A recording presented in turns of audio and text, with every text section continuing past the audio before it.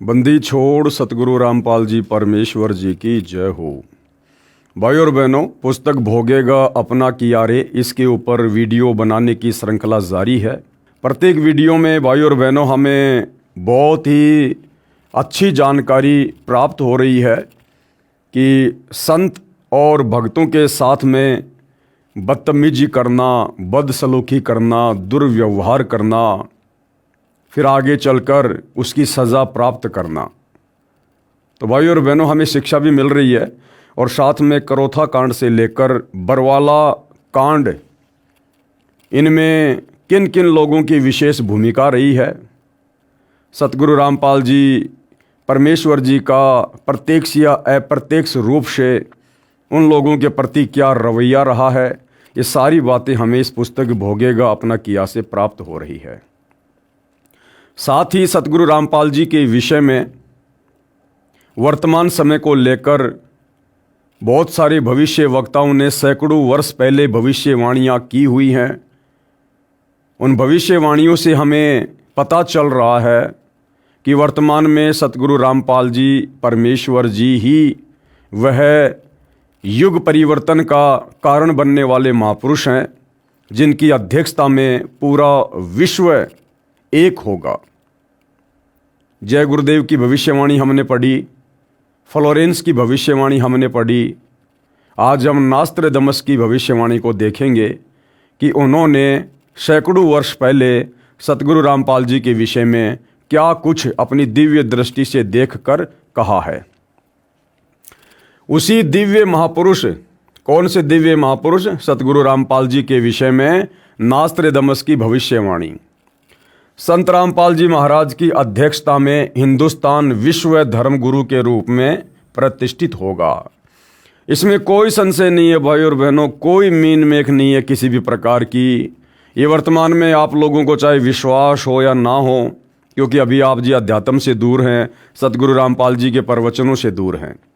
लेकिन जब आप सतगुरु रामपाल जी के सत्संग सुनना शुरू करेंगे, आपको पता चलेगा कि सतगुरु रामपाल जी के अलावा धर्म ग्रंथों का सार, निष्कर्ष, उनके अंदर छुपा हुआ वो तत्व भेद आज तक किसी भी व्यक्ति ने, चाहे वो आचार्य हो, शंकराचार्य हो, मंडलेश्वर हो, किसी भी धर्म का धर्म गुरु हो, उसने अपने समाज को निकाल कर नहीं दिया।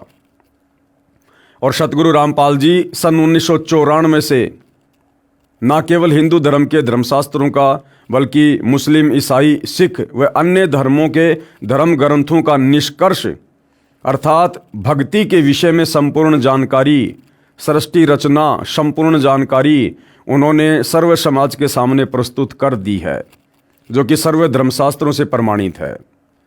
तो आने वाले समय में भारत ही आध्यात्मिक मामले में सर्वोपरि देश होगा और भारत को सर्वोपरि देश बनाने में सतगुरु रामपाल जी का ही एकमात्र महत्वपूर्ण योगदान होगा।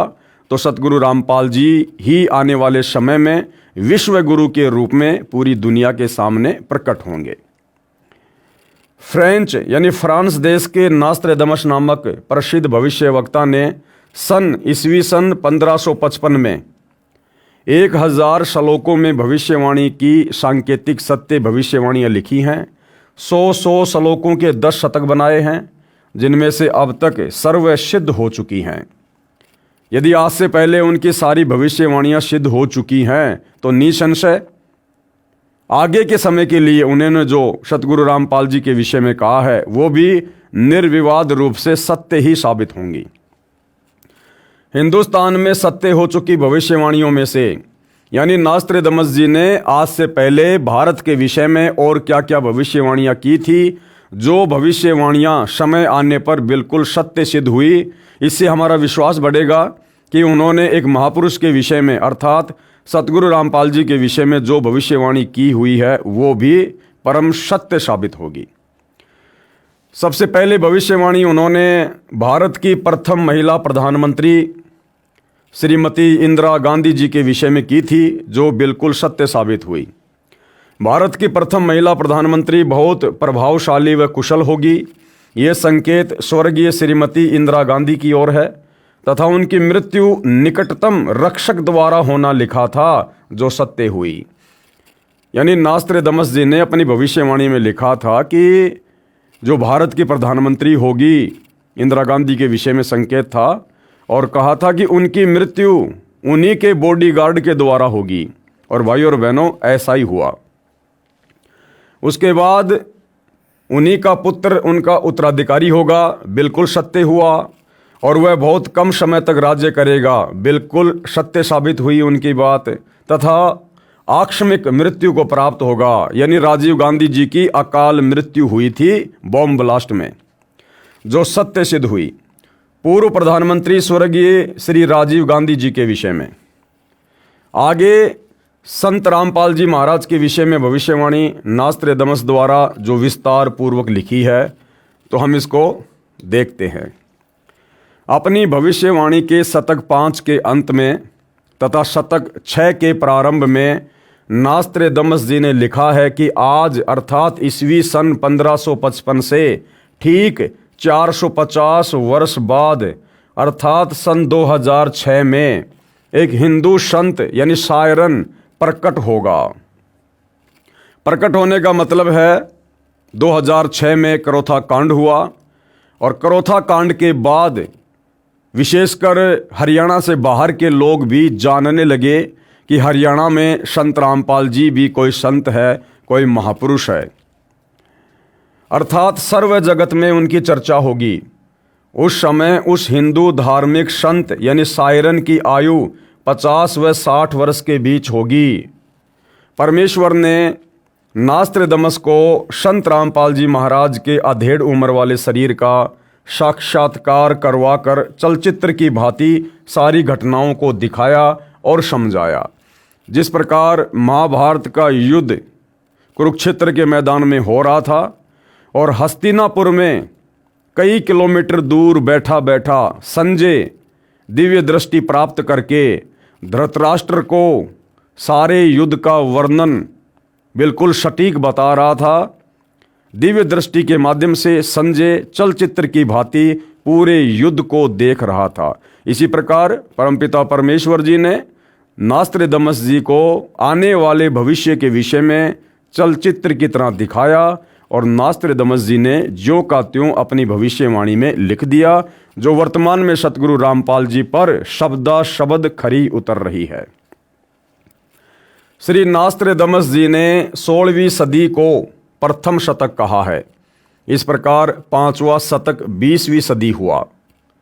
नास्त्रेदमस जी ने कहा है कि वह धार्मिक हिंदू नेता अर्थात संत, जिसको सायरन भी कहते हैं, 5वें शतक के अंत के वर्ष में अर्थात सन 1999 में घर घर सत्संग करना त्याग कर अर्थात चौखटों को लांग कर बाहर आएगा। घर घर सत्संग करना त्याग कर अर्थात सतगुरु रामपाल जी ने 1999 में गांव-गांव में जाकर आदरणीय गरीबदास जी महाराज जी की अमर वाणियों का अखंड पाठ करना त्याग कर सत्संग करना छोड़कर, और भक्तों ने जो करोथा आश्रम बनाया था उस आश्रम में बैठकर सत्संग करने लगे, और समाचार पत्रों के माध्यम से भी सत्यार्थ प्रकाश के लेख व अन्य धार्मिक लेख उन्होंने समाज में भेजने शुरू किए तथा अपने अनुयायियों को शास्त्र विधि अनुसार भक्ति मार्ग बताएगा। उस महान संत के बताए मार्ग से अनुयायियों को अद्वितीय आध्यात्मिक और भौतिक लाभ होगा। उस तत्व दृष्टा हिंदू संत के द्वारा बताए शास्त्र प्रमाणित तत्व ज्ञान को समझकर परमात्मा चाहने वाले श्रद्धालु ऐसे अचंभित होंगे जैसे कोई गहरी नींद से जागा हो।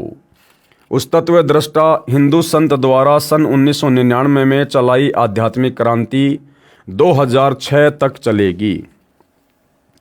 तब तक बहुसंख्या में परमात्मा चाहने वाले भगत तत्व ज्ञान समझकर अनुयायी बनकर सुखी हो चुके होंगे। उसके पश्चात उस स्थान की चौखट से भी बाहर लांघेगा। उसके पश्चात 2006 से स्वर्ण युग प्रारंभ होगा। नोट: प्रिय पाठक जन कृपया पढ़ें निम्न भविष्यवाणी जो फ्रांस देश के वासी श्री नास्त्रेदमस जी ने की थी, जिसके विषय में मद्रास के एक ज्योतिष शास्त्री के एस कृष्णमूर्ति ने कहा है कि नास्त्रेदमस जी द्वारा सन 1555 में लिखी भविष्यवाणियों का यथार्थ अनुवाद सन 1998 में महाराष्ट्र में एक ज्योतिष शास्त्री करेगा। वह ज्योतिष शास्त्री नास्त्रेदमस की भविष्यवाणी का सांकेतिक भाषा का स्पष्टीकरण कर उसमें लिखित भविष्य घटनाओं का अर्थ देकर अपना भविष्य ग्रंथ प्रकाशित करेगा। यानी महाराष्ट्र का कोई एक ज्योतिषाचार्य होगा जो नास्त्रेदमस की सांकेतिक भविष्यवाणियों को समझकर और सरल भाषा में, मराठी भाषा में लिखेगा और एक नए ग्रंथ की रचना करेगा।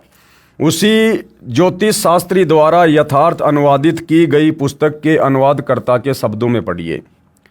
यानी उस ज्योतिषाचार्य ने क्या कुछ लिखा है नास्त्रेदमस की भविष्यवाणियों को सरल करके, जो सतगुरु रामपाल जी पर फिट बैठती हैं। पेज नंबर 32 व 33 पर, ठहरो, स्वर्ण युग अर्थात राम राज्य आ रहा है, यानी आध्यात्मिक राज्य आ रहा है या आध्यात्मिक युग आ रहा है। एक अधेड़ उम्र का औदार्य यानी उदार अजोड़ महासत्ता अधिकारी भारत ही नहीं सारी पृथ्वी पर स्वर्ण युग लाएगा और अपने सनातन धर्म का पुनरुत्थान करके यथार्थ भक्ति मार्ग बताकर सर्वश्रेष्ठ हिंदू राष्ट्र बनाएगा। ध्यान से सुनना भाइयों और बहनों, लिखने वाले सतलोक आश्रम वाले हैं। क्या लिख रहे हैं? और अपने सनातन धर्म का पुनरुत्थान करके, यानी जो सनातन धर्म धीरे धीरे लुप्त होता जा रहा है, लुप्त हो ही चुका है, केवल सनातन का नाम रह गया, बाकी सारे कर्म और भक्ति सनातन के विपरीत भारतवासी कर रहे हैं। तो वो जो महापुरुष होगा वो दोबारा से सनातन का पुनरुत्थान करेगा। यानी धार्मिक क्षेत्र में उससे बड़ा योगदान, उससे बड़ी क्रांति और कोई नहीं लाएगा। ये पुस्तक भाइयों और बहनों सतलोक आश्रम वालों ने लिखी थी 2014 के बरवाला कांड से पहले, और वर्तमान समय चल रहा है 2025 का, जिस समय आप ये वीडियो देख रहे हैं। लिखने वाले सतलोक आश्रम वाले क्या लिख रहे हैं कि वह महापुरुष अर्थात संत रामपाल जी सनातन धर्म का पुनः उत्थान करेगा। और भाइयों और बहनों, अभी 12 दिसंबर 2025 को इन्हीं सतलोक आश्रम वालों ने सतगुरु रामपाल जी का झूठा मान सम्मान दिल्ली में उनकी फोटो को ले जाकर, और एक कोई काली रमन संस्था थी उसके द्वारा कोई कार्यक्रम आयोजित किया जाता है हर साल, यानी अपने सामाजिक लोगों को वो लोग भारत गौरव अवार्ड के नाम से कोई पुरस्कार देते हैं। तो सतलोक आश्रम वाले वहाँ पर सतगुरु रामपाल जी की फ़ोटो को ले गए, क्योंकि सतगुरु रामपाल जी वर्तमान 2025 में हिसार जेल में बैठे हुए, और वहाँ जाकर इन लोगों ने सतगुरु रामपाल जी का उस संस्था से सम्मान करवाया। और सतगुरु रामपाल जी को जो अवार्ड दिया गया वो किस क्षेत्र में दिया गया, आपको जानकर हैरानी होगी, सामाजिक कार्यों के क्षेत्र में। यानी हरियाणा में जो बाढ़ आई हुई थी, इन सतलोक आश्रम वालों ने फ्री में मोटर और पाइपें देकर बाढ़ का पानी निकलवा दिया, जिस कारण से इन्होंने सतगुरु रामपाल जी को सामाजिक कार्यकर्ता के रूप में ज़्यादा प्रसिद्ध कर दिया। तो उस काली रमन संस्था ने संत रामपाल जी को सामाजिक कार्यों में योगदान के लिए एक वो मोमेंटो दे दिया। और भाइयों और बहनों, उसी कार्यक्रम में एक और संत था, बिल्कुल नकली, उसको अपने नाम का परिचय देने का भी ज्ञान नहीं, स्वयं अपने नाम से पहले कह रहा कि मैं स्वामी फला फला आचार्य, जबकि अपने नाम से पहले कोई भी व्यक्ति श्री या स्वामी शब्द का यूज नहीं कर सकता। उसके चेले कर सकते हैं, दूसरा कर सकता है। तो जिस व्यक्ति को स्वयं के नाम का परिचय देने का भी ज्ञान नहीं, उस व्यक्ति को वहां पर बहुत बड़ा संत बनाकर और उसको जो अवार्ड दिया गया वो क्या था पता है? सनातन धर्म का पुनरुत्थान करने का अवार्ड, धार्मिक क्षेत्र में महान कार्य करने का अवार्ड। यानी इन सतलोक आश्रम वालों की आंखों के सामने धार्मिक क्षेत्र का, सनातन धर्म का पुनः उत्थान करने का जो अवार्ड है वो तो दिया गया एक नकली संत को, जिसको भक्ति मार्ग का कै ख गय का भी ज्ञान नहीं। और सतगुरु रामपाल जी जो वास्तव में सारी सृष्टि के रचयिता हैं, अध्यात्म की जिन्होंने शुरुआत की है, इनके अलावा भक्ति मार्ग के विषय में कोई ABCD भी बता नहीं सकता, उस महापुरुष सतगुरु रामपाल जी को इन मंदबुद्धि सतलोक आश्रम वालों ने धार्मिक क्षेत्र का अवार्ड नहीं दिलवाया, सनातन धर्म के पुनरुत्थान का अवार्ड नहीं दिलवाया, केवल सामाजिक कार्यों में सहयोग करने का एक अवार्ड दिलवाया। एक छोटा सा वीडियो आपको दिखा देता हूं भाइयों और बहनों। इस वीडियो को देखने के बाद आप लोगों को समझ में आ जाएगा कि ये सतलोक आश्रम वाले कितना सतगुरु रामपाल जी को समझ पाए हैं और कितना उनके आध्यात्मिक ज्ञान को समझ पाए हैं। उस कार्यक्रम में इन्होंने सतगुरु रामपाल जी का सम्मान नहीं बल्कि उनका अपमान करवाया है। सतगुरु रामपाल जी के सामने अब उनकी छवि ले गए हैं उनका सम्मान करवाने के लिए, तो इनकी नज़रों में तो सतगुरु रामपाल जी का सम्मान हुआ है। तो सतगुरु रामपाल जी के सामने, जो कि अध्यात्म के उत्पत्ति करता हैं, जनक हैं और एक नकली संत, 2 कोड़ी का जीव, उसको इन सतलोक आश्रम वालों की आंखों के सामने अध्यात्म का सर्वश्रेष्ठ अवार्ड दिया गया। इन नालायकों ने मुख से एक शब्द भी नहीं निकाला कि जी आप ये क्या कर रहे हो। अगर ये संत जी अध्यात्म को इतना जानते हैं, इतना पहचानते हैं, अगर ये इस अवार्ड के योग्य हैं, तो इनको सतगुरु रामपाल जी के भक्तों के साथ में डिबेट करनी चाहिए, आध्यात्मिक ज्ञान चर्चा करनी चाहिए। उसके बाद जो विजयी हो उसको ये अवार्ड दिया जाना चाहिए। लेकिन ये आश्रम वाले मान बढ़ाई के भूखे बैठ गए वहाँ पर सबसे आगे, सर पे पैर के पगड़ी, और अपनी आंखों से देखते रहे सतगुरु रामपाल जी की बेइज्जती। और जिस नकली संत को अवार्ड दिया गया उसका भी एक छोटा सा वीडियो आप देख लीजिए। उसका इंटरव्यू भी यही सतलोक आश्रम वाले ले रहे हैं, खुशी खुशी इंटरव्यू ले रहे हैं, जबकि शर्म के मारे इनको डूब के मर जाना चाहिए था। देखिएगा। यहाँ पर कुछ संतों को भी अवार्ड दिया गया है, साथ में संत रामपाल जी को भी अवार्ड दिया गया है, तो यहाँ बातचीत करेंगे। नमस्कार जी। नमस्कार। क्या नाम है जी? स्वामी गौरी शंकराचार्य। अच्छा, आपको भी अवार्ड दिया है, अभी हमने देखा आपको भी अवार्ड दिया गया है। थोड़ा हमारे दर्शकों को बताइए कि आपके जो कार्य क्षेत्र हैं उनके लिए बताइए। देखिए, हम धार्मिक क्षेत्र के व्यक्ति हैं। हमारा काम सनातन वैदिक धर्म का प्रचार प्रसार करना। हम लगभग 18 देशों में इस वक्त सनातन धर्म का प्रचार करते हैं, ठीक है। और योग है हमारा जो सब्जेक्ट है, मेडिटेशन है। इस प्रकार से हम समाज में कई देशों में हम लोग कार्यक्रम करते हैं। और विशेष हम ये कह सकते हैं कि हम एक सच्चे सिपाही हैं सनातन वैदिक धर्म के, और उसके लिए जो हो सकता है क्षेत्र में हम आगे बढ़ते हैं। तो भाइयों और बहनों, ये छोटा सा वीडियो दिखाने का मेरा मकसद ये था कि जो सतलोक आश्रम वाले इस पुस्तक में खुद लिख रहे हैं सतगुरु रामपाल जी के विषय में कि सनातन धर्म का पुनरुत्थान करके यथार्थ भक्ति मार्ग बताकर सर्वश्रेष्ठ हिंदू राष्ट्र बनाएगा, तो सतगुरु रामपाल जी के बारे में ये खुद क्या लिख रहे हैं। और वर्तमान में ये लोग सतगुरु रामपाल जी को भक्ति मार्ग का सर्वश्रेष्ठ योद्धा घोषित ना करके, साबित ना करके, एक छोटे से सामाजिक कार्यकर्ता के रूप में समाज के सामने पेश करके उनकी बेइज्जती करवा रहे हैं। तत्पश्चात ब्रह्म देश यानी बांग्लादेश, पाकिस्तान, बांग्ला, श्रीलंका, नेपाल, तिब्बत, अफगानिस्तान, मलाया आदि देशों में वही सार्वभौम धार्मिक नेता होगा। यानी पूरे एशिया में सतगुरु रामपाल जी ही सबसे बड़ी सार्वभौमिक सत्ता के रूप में, शासक के रूप में उभर कर आएंगे। और सत्ताधारी चांडाल चौकड़ियों यानी वर्तमान में जो राजनीति का हिस्सा हैं, मंत्री, प्रधानमंत्री, मुख्यमंत्री, सत्ताधारी चंडाल चौकड़ियों पर उसकी सत्ता होगी। ये सारे के सारे फेल हो जाएंगे। वर्तमान के राजनेता, वर्तमान की पार्टियां हाथ खड़े कर देंगे, क्योंकि ये युग परिवर्तन का दौर चल रहा है। 2028 निर्धारित है। ऐसी विकट परिस्थितियां देश और दुनिया में पैदा होंगी, ये राजनेता ऊपर को हाथ खड़े करके भागेंगे, जैसे नेपाल में भाग रहे थे। उस समय सतगुरु रामपाल जी अपने हाथों में पूरे विश्व की बागडोर को संभालेंगे। वह नेता दुनिया को अधाप मालूम होना है, बस देखते रहो। फिर आगे क्या लिखते हैं नास्त्रेदमस जी? पृष्ठ 40 पर फिर लिखा है, ठहरो राम राज्य यानी स्वर्ण युग आ रहा है। जून 1999 से 2006 तक चलने वाली उत्क्रांति में स्वर्ण युग का उत्थान होगा। हिंदुस्तान में उदय होने वाला तारणहार सायरन दुनिया में सुख समृद्धि व शांति प्रदान करेगा।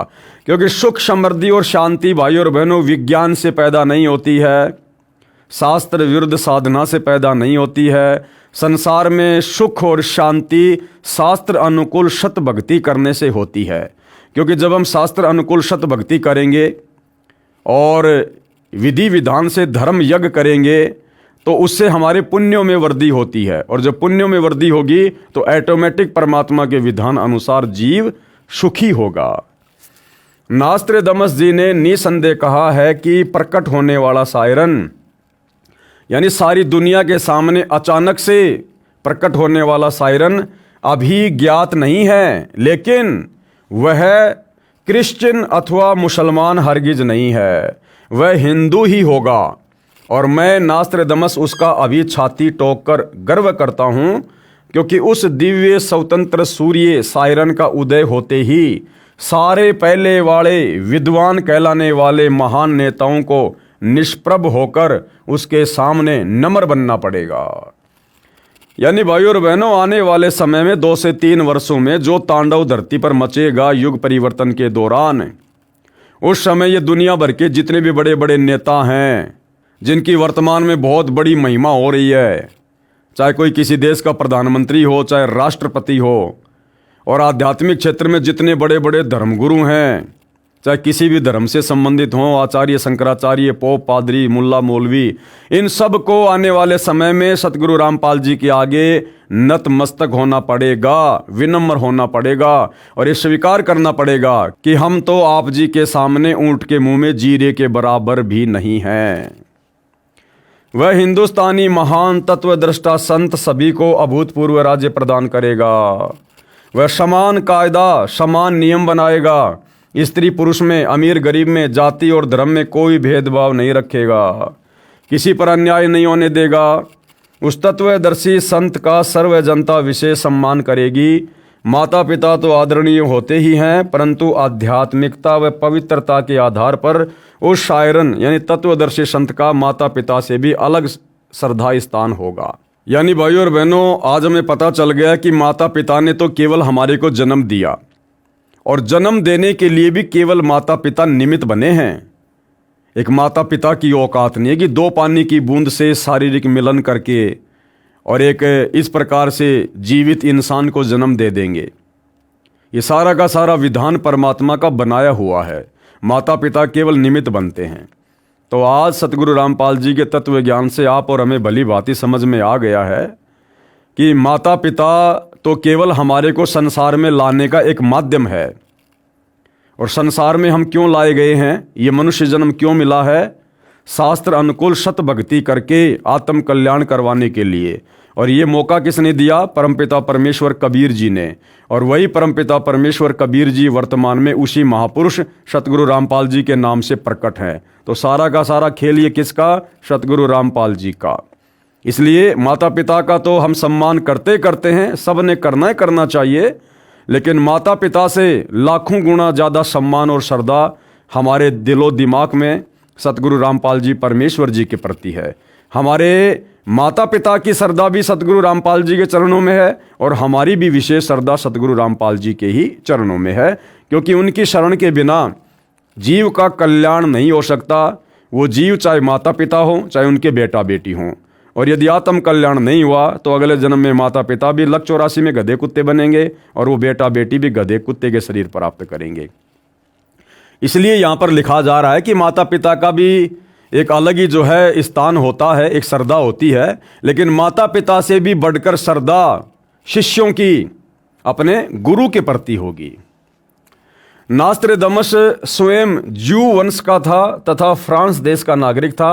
उसने क्रिश्चियन धर्म स्वीकार कर रखा था। उसके बावजूद भी नास्त्रेदमस ने यही कहा है कि वह सायरन, वह महापुरुष, वो निश्चित तौर पर हिंदू होगा। यानी उसने जैसा अपनी समाधि में देखा वैसा ही उसने ज्यों का त्यों बोल दिया। उसने क्रिश्चियन धर्म स्वीकार कर रखा था, फिर भी नास्त्रेदमस ने निसंदेह कहा है कि प्रकट होने वाला सायरन केवल हिंदू ही होगा।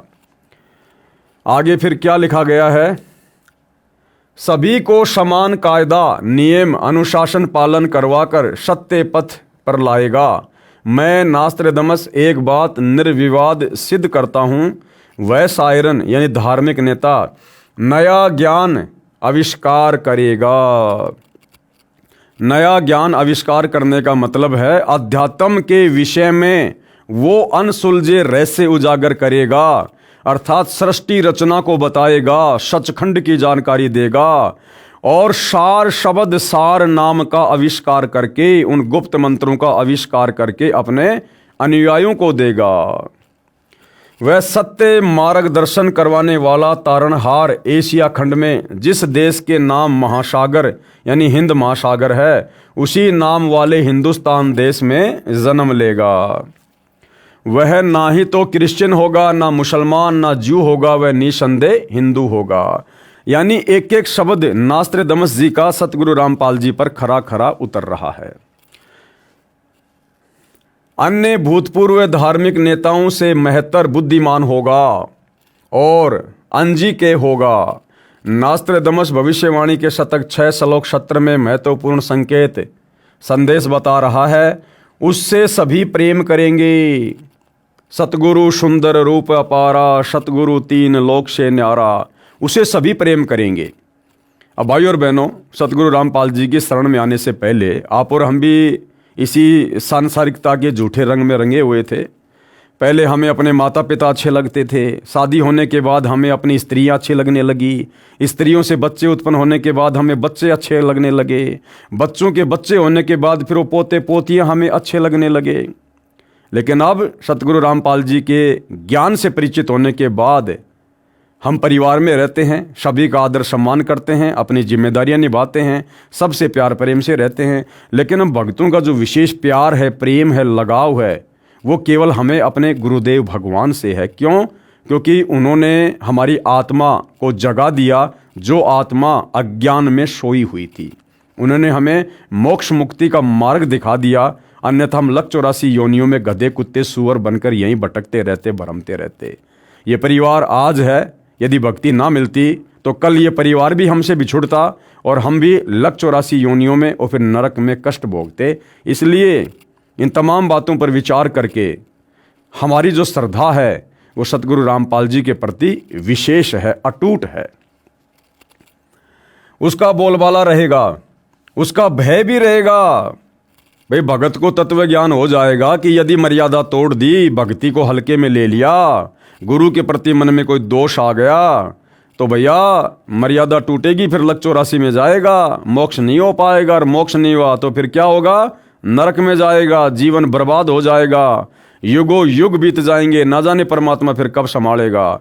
तो फिर भगत को भय भी होगा। और भाई और बहनों, भय बिना भक्ति नहीं होती, भक्ति में भय भी जरूरी है। कोई भी अपकृत्य करना नहीं सोचेगा, यानी कोई भी दुष्कर्म नहीं करेगा, फिर भगत उसका नाम व कीर्ति त्रिखंड में गूंजेगी, तीनों लोकों में गूंजेगी, अर्थात आसमानों के पार उसकी महिमा का बोलबाला होगा। अब तक अज्ञान निंद्रा में गाड़े सोए हुए समाज को तत्व ज्ञान की रोशनी से जगाएगा। सर्व मानव समाज हड़बड़ा कर जागेगा, उसके तत्व ज्ञान के आधार से भक्ति साधना करेगा, सर्व समाज से सत्य साधना करवाएगा, जिस कारण सर्व साधकों को अपने आदि अनादि स्थान सतलोक में अपने पूर्वजों के पास ले जाकर वहाँ स्थायी स्थान प्राप्त करवाएगा, यानी वारिस बनाएगा। इस क्रूर भूमि काल लोक से मुक्त करवाएगा, ये शब्द बोल उठेगा। आगे क्या कुछ सतगुरु रामपाल जी के विषय में लिखा है? यह हिंसक महाकाल कौन है, कहाँ है, ये बात सायरन यानी तत्वदर्शी संत ही बताएगा। उस क्रूर चंद्र से वह सायरन ही मुक्त करवाएगा। और निसंदेह सृष्टि रचना के माध्यम से हमें पता चल गया है कि ये काल कौन है, क्यों यहाँ हमें जन्म और मरण के चक्कर में कर्म बंधन में बांध रखा है, और किस प्रकार से हम इस काल के लोक से मुक्ति प्राप्त करेंगे। सायरन यानी तत्वदर्शी संत के कारगिर्द में इस भूतल की पवित्र भूमि पर हिंदुस्तान में स्वर्ण युग का अवतरण होगा, फिर वह पूरे विश्व में फैलेगा। उस विश्व नेता और उसके सद्गुणों की उसके बाद भी महिमा गाई जाएगी। भाई जो पूरी पृथ्वी को एक प्रकार से सतयुग में तब्दील करके चला जाएगा। अपने मिशन को पूरा करने के बाद सतगुरु रामपाल जी जब शरीर सतलोक को प्रस्थान करेंगे तो आने वाले लाखों वर्षों तक इस पृथ्वी पर उनके इस महान उपकार के लिए दुनिया उनको याद किया करेगी और लाखों वर्षों तक पृथ्वी पर उन्हीं का बोलबाला होगा, उन्हीं की महिमा होगी। उसके मन की शालीनता, विनम्रता, उदारता का इतना रेल पेल बोलबाला होगा कि इससे पहले नमूद किए हुए शतक 6 श्लोक 70 के आखिरी पंक्ति में किया हुआ उल्लेख कि अपना शब्द खुद ही बोल उठता है और शायरन की ही जुबान बोल रही है कि शायरन अपने बारे में बस 3 ही शब्द बोलता है, एक, विजयी और ज्ञाता। 3 ही शब्द बोलता है। यहां पर भाइयों और बहनों, ये प्रथम नाम, शतनाम और सारनाम के विषय में संकेत है। इसके साथ और विश्लेषण ना चिपकाएं, मुझे मंजूर नहीं होगा। इसके साथ और कोई मंत्र संत्र मत चिपका देना, ये बिल्कुल भी मुझे मंजूर नहीं होगा। कौन कह रहा है? नास्त्रेदमस। जबकि सतलोक आश्रम वालों ने तो चिपका दिया, सार शब्द के नाम पे चौथा मंत्र चिपका दिया। 1 लाख रुपए लेकर, 1 लाख रुपए का संकल्प करवाकर जो चौथा मंत्र दिया जा रहा है, सार शब्द ओम सोहम सत्य कबीरा, इन्होंने तो चिपका दिया। यह पृष्ठ 42 वाला 4 उल्लेख वाणी शतक 6 श्लोक 71 पर है। हिंदू शायरन अपने ज्ञान से दैप्तीयमान उतुंग ऊंचा स्वरूप का विधान तत्व ज्ञान फिर से बिना शर्त उजागर करवाएगा। मानवीय संस्कृति निर्धोक संवारेगा, इसमें संशय नहीं। अभी किसी को मालूम नहीं, लेकिन अपने समय पर जैसे नरसिंह अचानक प्रकट हुआ था, ऐसे ही वह विश्व महान नेता ग्रेट शायरन अपने तर्क शुद्ध अचूक आध्यात्मिक ज्ञान और भक्ति तेज से विख्यात होगा। क्योंकि भाइयों और बहनों, युग परिवर्तन का दौर है, 2028 निर्धारित है, विश्व में धमाका होगा, हर प्रकार से त्राहिमाम होगा। कहीं भूकंप आएगा, कहीं बाढ़ आएगी, कहीं अतिवृष्टि होगी, कहीं सूखा पड़ेगा, अकाल आएगा, कहीं महामारियां फैलेंगी, कहीं युद्ध हो रहा है, कहीं गृह युद्ध हो रहे हैं। त्राहिमाम मचेगा। और उस समय किसी भी धर्म के ना ही तो देवी देवता आगे आकर मदद करेंगे, ना ये नकली साधु संत महात्मा सामने आएंगे, और ना किसी राष्ट्र का राष्ट्राध्यक्ष, कोई प्रधानमंत्री, मुख्यमंत्री या राष्ट्रपति जनता की पुकार सुनेगा या उनका बचाव करेगा।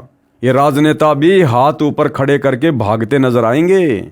उस समय भाइयों और बहनों, भारत देश की सत्ता को सर्वप्रथम सतगुरु रामपाल जी अपने हाथ में लेंगे और फिर इन्हीं की देखरेख में, इन्हीं के अनुयायियों के द्वारा फिर पूरे विश्व की सत्ता को संभाला जाएगा। दोबारा से शांति स्थापित की जाएगी, संसार में स्थिरता आएगी।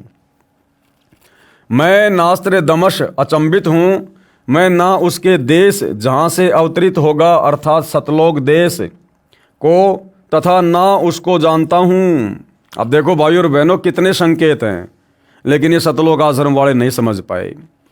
नास्त्रेदमस क्या कह रहा है कि मैं नास्त्रेदमस अचंभित हूँ, मैं ना उसके देश को जानता हूं। कौन सा देश? जहां से वो अवतरित होगा, यानी वहां से चलकर आएगा। कौन सा देश? सतलोक देश। अब बताओ भाइयों और बहनों, अगर सतगुरु रामपाल जी सतलोक से चलकर आए हैं तो सतलोक में कौन रहता? या तो आत्मा या परमात्मा। तो परमात्मा तो हमेशा से मुक्त है और सतलोक में रहने वाली आत्मा भी मुक्त है। तो बताओ भाइयों और बहनों, अब वो मुक्ति प्राप्त आत्मा सतलोक से चलकर इस गंदे लोक में एक माँ के गर्भ में 9 महीने कष्ट क्यों उठाएगी? ऊपर को पैर, नीचे को सिर, क्यों कष्ट उठाएगी वो आत्मा? क्या ऋण बाकी रह गया था? और ऋण बाकी था तो फिर सतलोक कैसे चली गई? तो नास्त्रेदमस कह रहे हैं कि वह शायरन सतलोक से चलकर आएगा, अर्थात सतगुरु रामपाल जी किसी माँ के गर्भ से जन्म लेकर पैदा नहीं हुए। ये स्वयंभू परमात्मा है, ये कबीर परमेश्वर हैं। हमारी चरम दृष्टि को धोखा देते हुए परमात्मा इसी प्रकार की लीला करते हैं। हम अज्ञानी जीवों को लगता है कि ये माँ के गर्भ से आए हैं, परंतु माँ के गर्भ से नहीं आते परमात्मा।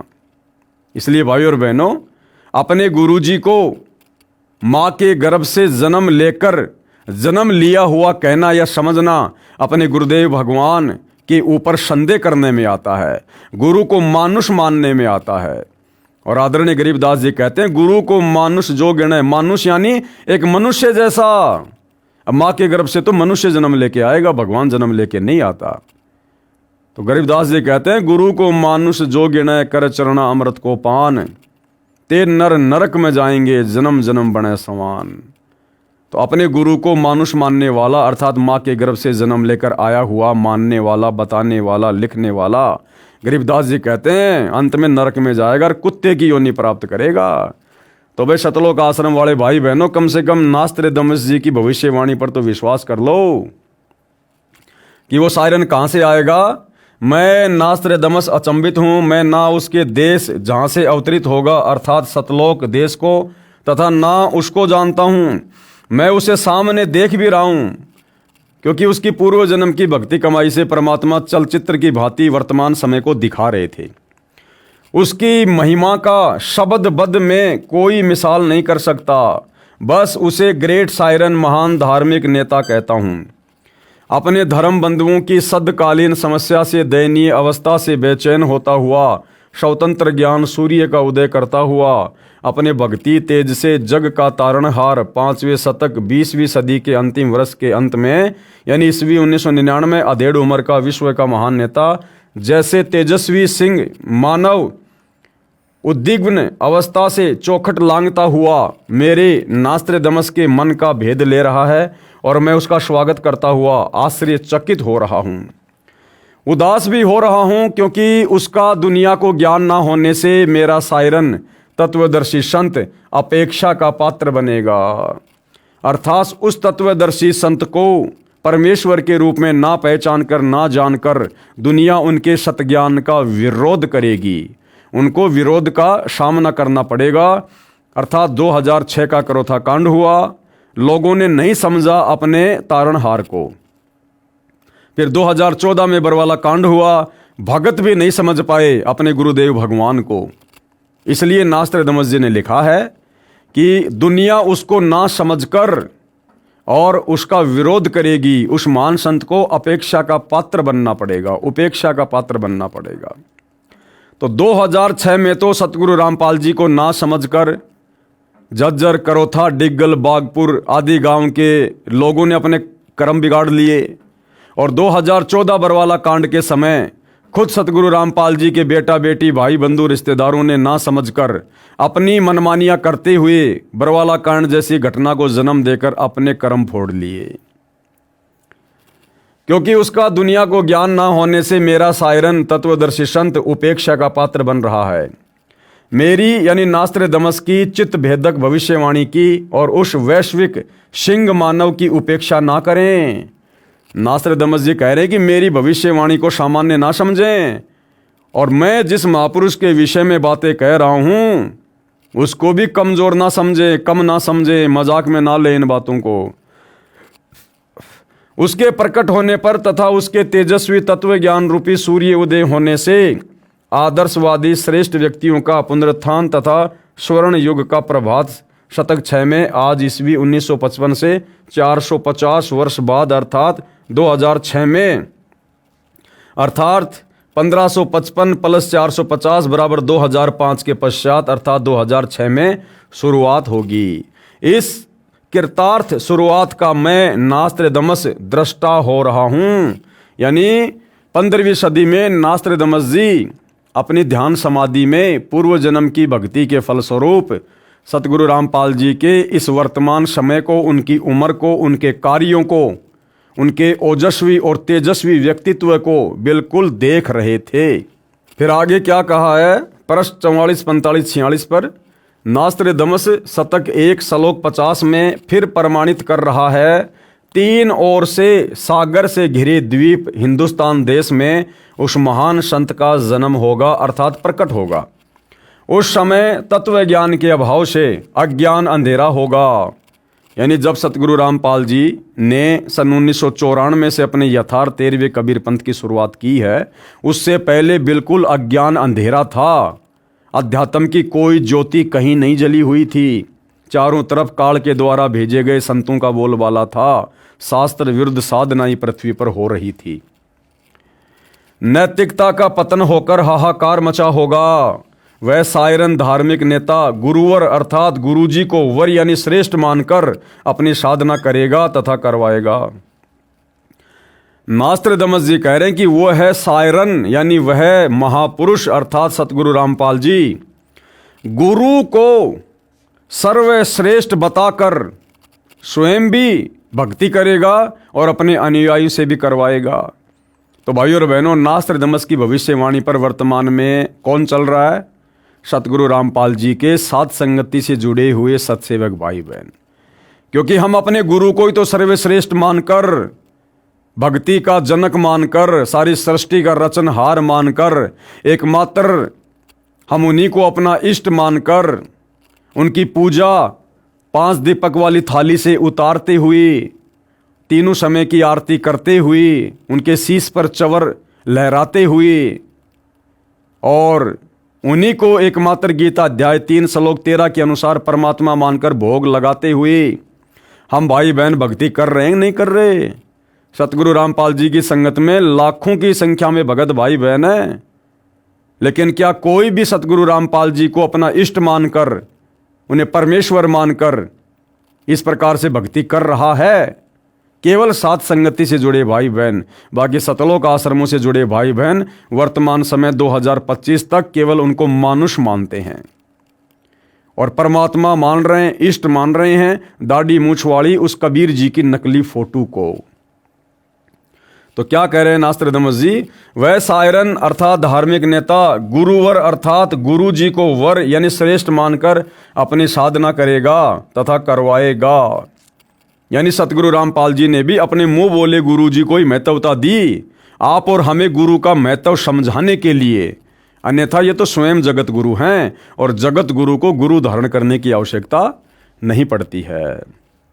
वह धार्मिक नेता अर्थात तत्वदर्शी संत अपने धर्म बल अर्थात भक्ति की शक्ति से तथा तत्व ज्ञान द्वारा सर्व राष्ट्रों को नतमस्तक करेगा। एशिया में उसे रोकना अर्थात उसके प्रचार में बाधा करना पागलपन होगा। शतक 1 श्लोक 50। नोट: नास्त्रदमस की भविष्यवाणी फ्रांस देश की भाषा में लिखी गई थी।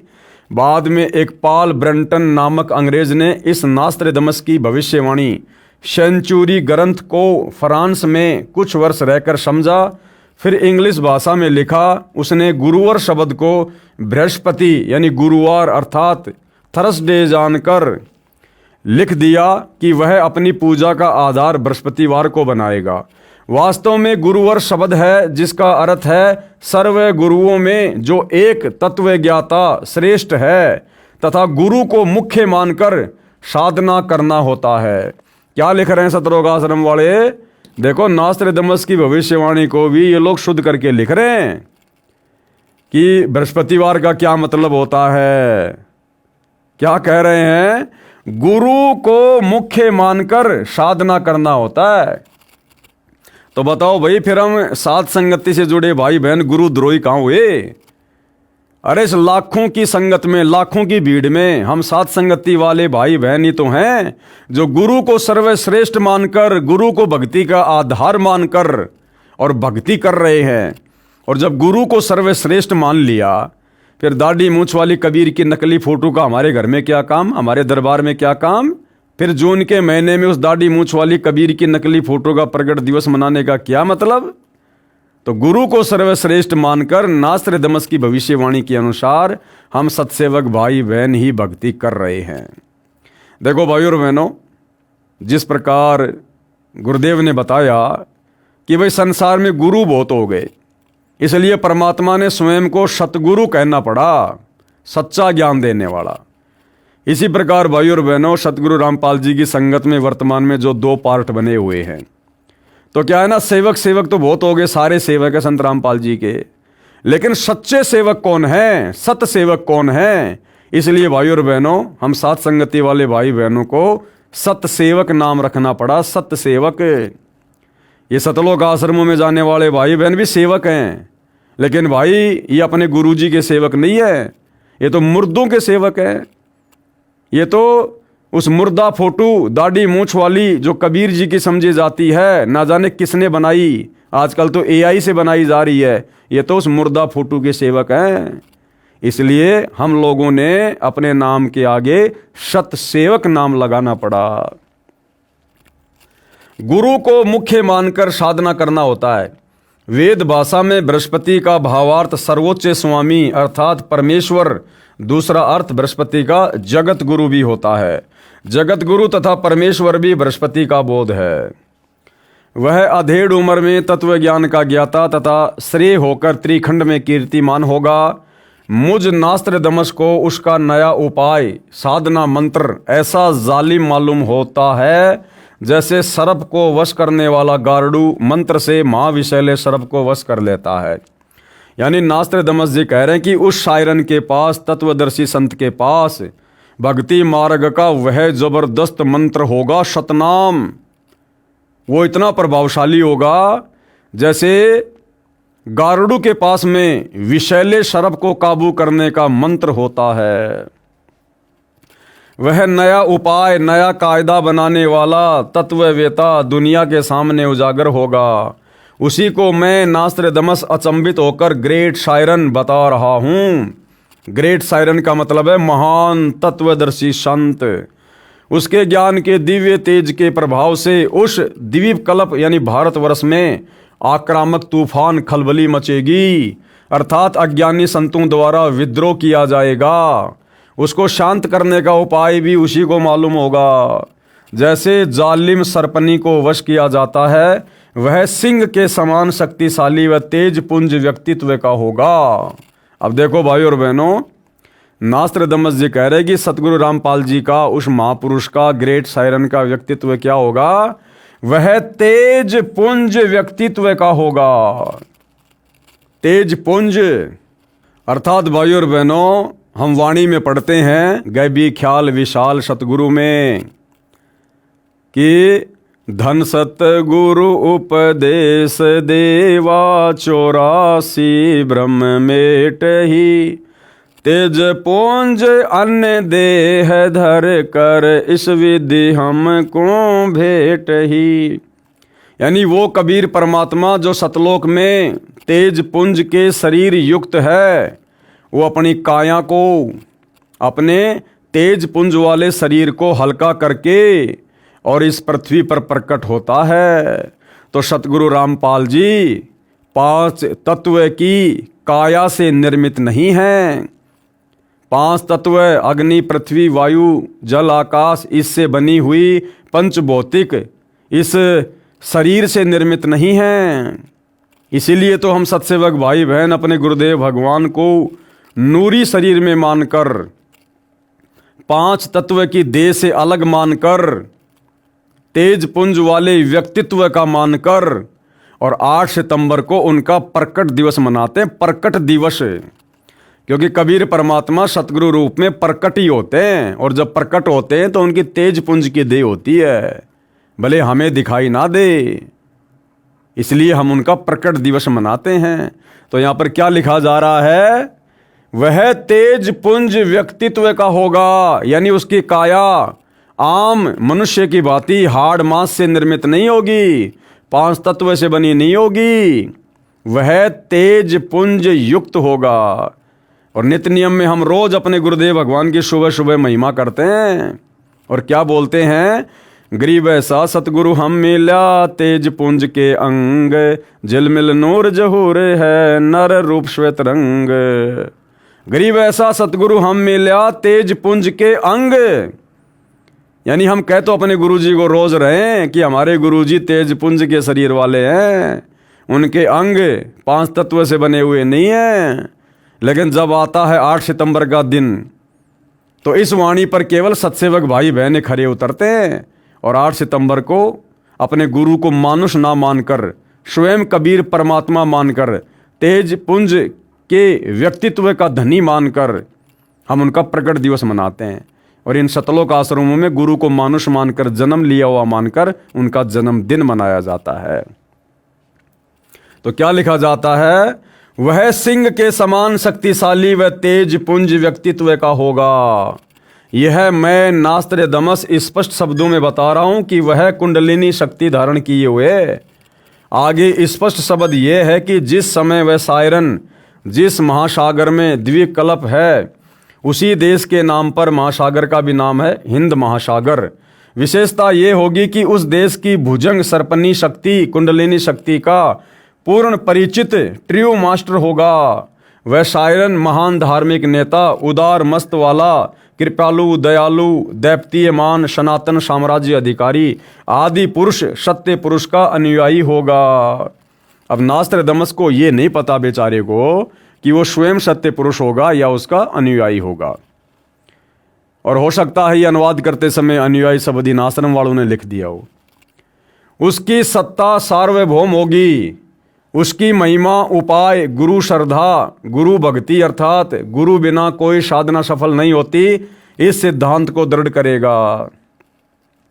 तत्व ज्ञान का सत्संग करके प्रथम अज्ञान निंद्रा में सोए अपने धर्म बंधुओं हिंदुओं को जागृत करके अंधविश्वास के आधार पर साधना कर रहे श्रद्धालुओं को शास्त्र विधि रहित साधना का बुर्का फाड़कर गूढ़ गहरे ज्ञान तत्व ज्ञान का प्रकाश करेगा।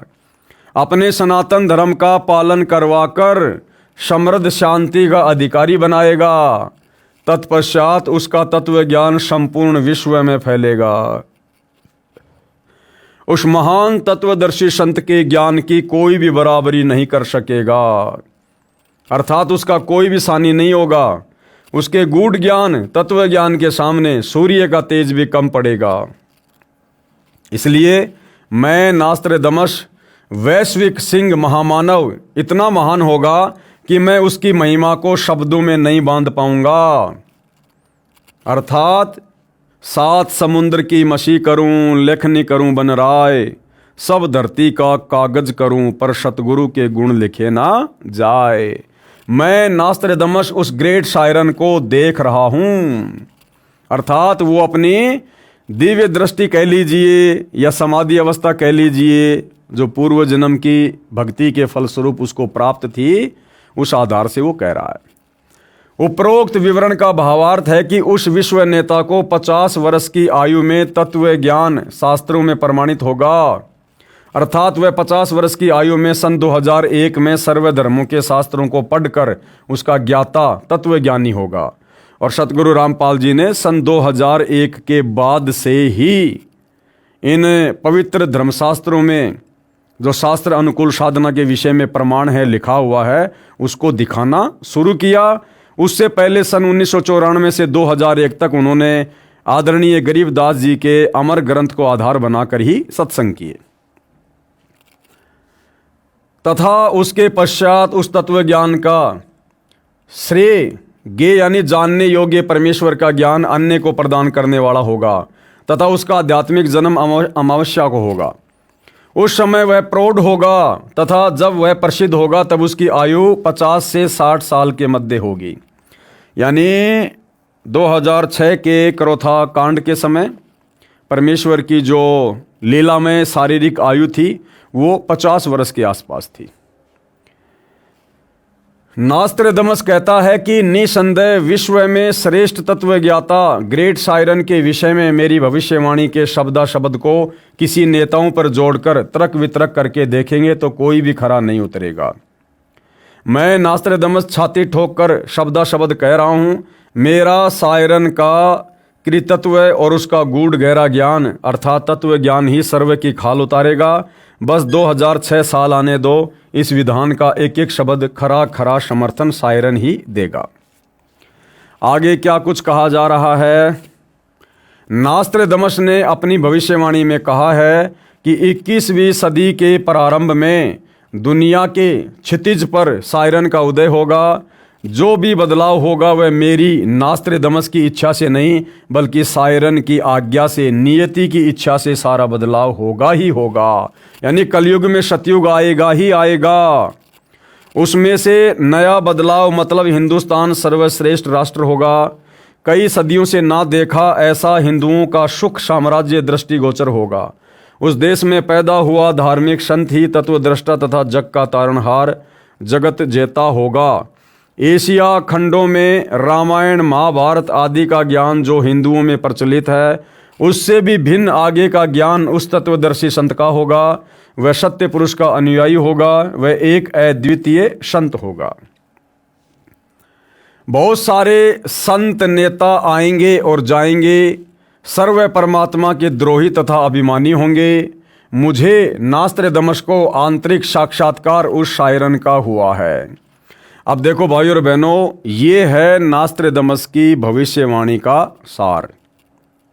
जबकि 2014 बरवाला कांड के बाद जो ज्ञान गंगा पुस्तक लिखी गई है सतलोक आश्रम वालों के द्वारा, उस ज्ञान गंगा पुस्तक में इन सतलोक आश्रम वालों ने इसी भविष्यवाणी का उल्टा फुल्टा अर्थ कर दिया सतगुरु रामपाल जी के ऊपर लगे हुए देशद्रोह के मुकदमे को लेकर। और क्या लिख दिया इन्होंने कि उस महान शायरन के ऊपर राष्ट्रद्रोह का मुकदमा लगेगा, जबकि नास्त्र दमस ने ऐसा नहीं कहा था। नास्त्र दमस ने कहा था कि बहुत सारे संत नेता आएंगे और जाएंगे, सब परमात्मा के द्रोही तथा अभिमानी होंगे। इन आश्रम वालों ने यहां पर कह दिया कि उस महापुरुष पर राष्ट्रद्रोह का मुकदमा लगेगा। ये पुस्तक इन सतलोक आश्रम वालों ने, राष्ट्रीय समाज सेवा समिति वालों ने 2014 बलवाला कांड से पहले लिखी है। उस समय तक सतगुरु रामपाल जी पर कोई राष्ट्रद्रोह का मुकदमा नहीं लगा था। अगर उन पर ऐसा होना था, यदि पहले से यदि ऐसा ही भविष्यवाणी में लिखा हुआ था, तो इन आश्रम वालों ने इस पुस्तक में साफ साफ यहां पर राष्ट्रद्रोह का अर्थात देशद्रोह का नाम लिखना चाहिए था। लेकिन राष्ट्रद्रोह का मुकदमा लगने के बाद इन आश्रम वालों ने फिर यहां नास्त्र दमस की भविष्यवाणी में इस शब्द को ऐड किया है, जो कि गलत है। वह परम संत भारत के जिस प्रांत में जन्म लेगा उसका नाम 5 नदियों के नाम पर होगा, अर्थात पंजाब प्रांत। संत रामपाल जी महाराज का जन्म लेखक के अनुसार भाई 8 सितंबर 1951 में हुआ। हमारी दृष्टि में जन्म नहीं हुआ, वे प्रकट हुए हैं। उस समय हरियाणा तथा पंजाब एक ही प्रांत था। 1 नवंबर 1966 को हरियाणा प्रांत पंजाब से भिन्न हुआ। नास्त्र दमस ने यहां तक कहा है कि उस महान संत की माता कुल 3 बहनें होंगी। बिल्कुल सत्य है। संत रामपाल जी महाराज की माता जी 3 बहनें हैं। 2 का देहांत हो चुका है। वर्तमान में सतगुरु रामपाल जी की मुंह बोली माता जी का भी देहांत हो चुका है, अर्थात तीनों बहनों का शरीर छूट चुका है। संत रामपाल जी की माता यानी उनकी मुंह बोली माता आज 2013 तक जीवित है, लेकिन 2014 में बरवाला कांड हुआ। उसके बाद 2018 में सतगुरु रामपाल जी की मुंह बोली माता जी का भी देहांत हो गया। नास्त्र दमस ने यह भी लिखा है कि जहां वह संत आश्रम बनाएगा उसके पास से निकले मार्गों को विशाल किया जाएगा, अर्थात करोथा आश्रम के पास भी हाईवे बन चुका है और बरवाला आश्रम के बाहर भी हाईवे बन चुका है। हिंदुस्तान का हिंदू संत आगामी अंधकारी भक्ति ज्ञान के अभाव से अंधे प्रलयकारी स्वार्थवश भाई भाई को मार रहा है। बेटा बाप से विमुख है। हिंदू हिंदू का शत्रु, मुसलमान मुसलमान का दुश्मन बना है। धुंधुकारी अर्थात माया की दौड़ में बेसब्रे समाज जगत को नया प्रकाश देने वाला सर्वश्रेष्ठ जगत जेता धार्मिक विश्व नेता की अपनी उदासी के सिवा कोई अभिलाषा नहीं होगी। अर्थात लेखक ये कहना चाहता है, अर्थात नास्त्र दमस की भविष्यवाणी ये कह रही है कि उस महान संत का परमार्थ के अलावा अपना किसी प्रकार का कोई स्वार्थ नहीं होगा और उनकी चिंता का केवल एक ही कारण होगा, आत्माओं को सतलोक में भेजना, मोक्ष दिलवाना। धार्मिक विश्व नेता की अपनी उदासी के सिवा कोई अभिलाषा नहीं होगी, अर्थात मानव उद्धार के लिए चिंता के अतिरिक्त कुछ भी स्वार्थ नहीं होगा, ना अभिमान होगा। ये मेरी भविष्यवाणी की गौरव की बात होगी कि वास्तव में वह तत्वदर्शी संत संसार में अवश्य प्रसिद्ध होगा। उसके द्वारा बताया ज्ञान सदियों तक छाया रहेगा। वह संत आधुनिक वैज्ञानिकों की आंखें चक्काचौंध करेगा, ऐसे आध्यात्मिक चमत्कार करेगा कि वैज्ञानिक भी आश्चर्य में पड़ जाएंगे। और हो रहा है भाई और बहनों, ऐसे ऐसे केस हॉस्पिटल में जाते हैं और डॉक्टर भी अंत में हाथ जोड़कर पूछते हैं कि भाई आप किस भगवान की भक्ति करते हो, आप बच कैसे गए। फिर भगत कहते हैं जी हमारे गुरुदेव सतगुरु रामपाल जी हैं, स्वयं कबीर भगवान धरती पर आए हुए हैं, हम उनकी भक्ति करते हैं। तो डॉक्टर भी कहते हैं भाई धन्य है तुम्हारे गुरुदेव, अन्यथा तुम्हारी उम्र शेष नहीं थी। तो भाई सतगुरु जो चावे सो कर दे, भरम पड़ो मत कोई, और सेऊ धड़ पर शीश चढ़ाया पाछे करी रसोई। उसका सर्व ज्ञान शास्त्र प्रमाणित होगा। मैं नास्त्रदमस कहता हूं कि बुद्धिवादी व्यक्ति उसकी उपेक्षा ना करें, यानी उनको मजाक में ना लें, उनको हल्के में ना लें। माँ के गर्भ से जन्म लिया हुआ कोई व्यक्ति ना माने, उनको साक्षात परमपिता परमेश्वर मानकर चरणों में आ जाएं। उसे छोटा ज्ञान दीप ना समझें और आगे क्या करें। और वो कार्य भाई और बहनों सतगुरु रामपाल जी की संगत में से केवल सत्सेवक भाई बहन कर रहे हैं। देखो बाकी दुनिया को तो अभी तक उनके विषय में जानकारी नहीं है, तो बाकी दुनिया तो हल्के में लेगी। और जिन जिन आत्माओं को सतगुरु रामपाल जी ने अपनी शरण में ले लिया, तत्व ज्ञान दे दिया, उन लाखों की भीड़ में भी केवल सात संगति से जुड़े सत्सेवक भाई बहन ही हैं जो उनको अपना इष्ट मानकर, अपना आराध्य देव यानी इष्ट देव परमेश्वर मानकर, और उनको सिंहास नस्त करके यानी उनको आसन के ऊपर बैठा कर, यानी सत्सेवक भाई बहनों ने घर घर में बेड लगा रखे, घर घर में बेड, और तीनों समय की आरती, विशेषकर सुबह और शाम की आरती, गुरुदेव की आरती उतारते हुए करते हैं। उनको भोग लगाते हैं सुबह शाम भोग की आरती के साथ में। तो ये प्रक्रिया जो अब आगे नास्त्रदमस जी बताने जा रहे हैं, केवल साध संगति से जुड़े सत्सेवक भाई बहन कर रहे हैं। क्या कह रहे हैं कि उसे छोटा ज्ञान दीप ना समझें। उस तत्ववेता महामानव सायरन को सिंहास नस्त करके यानी सिंहासन पर बैठाकर, कोष्टक में लिखा जा रहा है आसन पर बैठाकर। अरे तो भैया घर घर में जो बेड लगा रखे हैं सत्सेवक भाई बहनों ने, वो आसन ही तो है गुरुदेव भगवान को सिंहास नस्त करने के लिए। अब भोग लगाएंगे तो कहाँ लगाएंगे? अपने गुरुदेव भगवान की फोटो को अलमारी में रख के भोग थोड़ा ना लगाएंगे। अपने गुरुदेव भगवान की आरती उनको अलमारी में बैठा कर थोड़ा ना लगाएंगे। दीवार पर फोटो को टांग कर थोड़ा ना उनकी आरती उतारेंगे। तो नास्त्रदमस जी क्या कह रहे हैं? कम से कम उनकी भविष्यवाणी पर तो विश्वास कर लो। अरे हम सत्सेवक भाई बहन तो सतलोक आश्रम वालों को दुश्मन नजर आते हैं।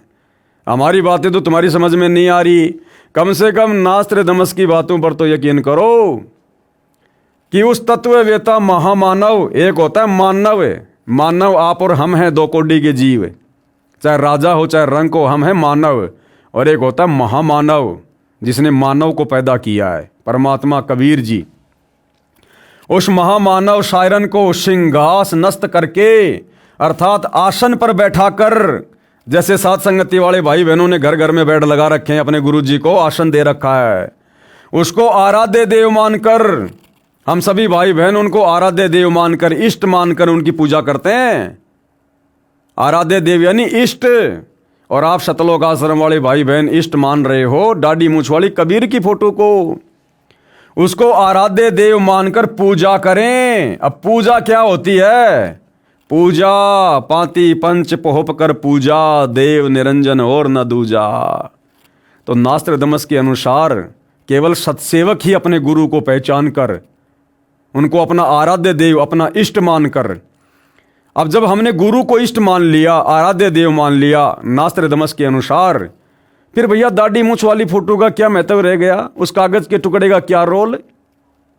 जब हमने गुरु को इष्ट मान लिया, कबीर मान लिया, आराध्य देव मान लिया, फिर दाढ़ी मूछ वाली फोटो का जून में कबीर प्रकट दिवस क्यों मनाएं? उस मुर्दा फोटो को घर में क्यों रखें? तो नास्त्रदमस जी कह रहे हैं उसको आराध्य देव मानकर पूजा करें। वह आदि पुरुष, सत्य पुरुष का अनुयायी दुनिया का तारणहार होगा। विशेष भविष्य वक्ता नास्त्रदमस की भविष्यवाणी को ठीक से न समझकर व्यर्थ की अटकलबाजियां लगाई गई हैं। उदाहरण के लिए नास्त्रदमस की भविष्यवाणी, अभी अंग्रेजी पढ़ लेना भाई क्या क्या लिखा हुआ है इसमें। सेंचुरी 10 क्यूटेरियम number 75 long awaited, he will never return in Europe, he will appear in Asia and he will grow.